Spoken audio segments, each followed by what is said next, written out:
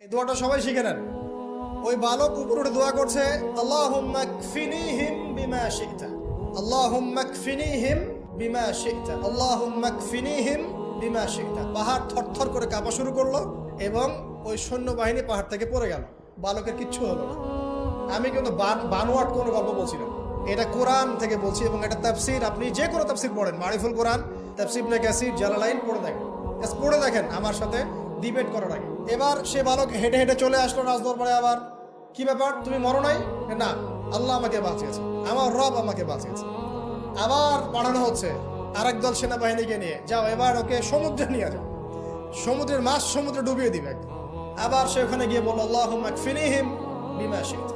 অর্থ হচ্ছে, হে আল্লাহ, আমার বিপক্ষে যারা আছে আপনি যা দিয়ে ইচ্ছা ওদের বিরুদ্ধে আমাকে সাহায্য করেন। অর্থটা হচ্ছে এমন, আল্লাহুম্মা কফিনিহিম বিমা শি'তা, আল্লাহ আপনি আমার জন্য যথেষ্ট হয়ে যান, ওদের বিরুদ্ধে আমার জন্য যথেষ্ট